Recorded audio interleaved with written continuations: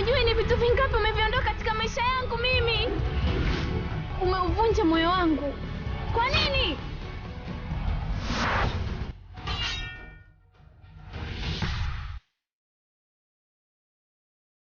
Mimi pamoja na Loki tayari tumeshawana. Mimi naye ni mume na mke.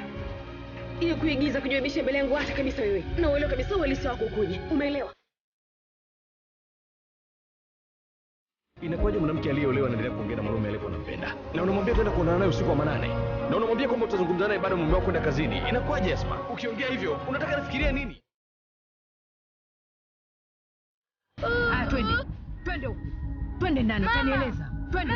Sema utamaanisha. Mama, nisaidie mama. Acha kupiga kelele, kaa kimya.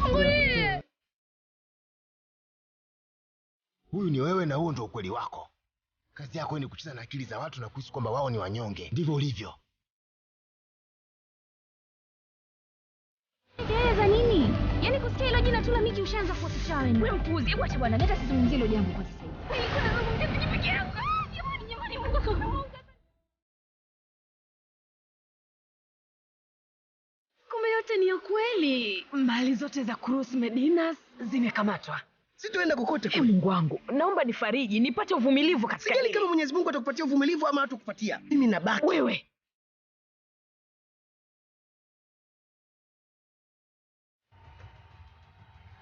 Makari anaongoza sasa.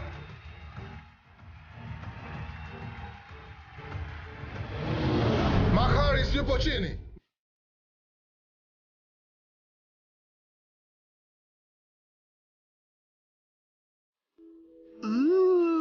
Na inanukia vizuri sana.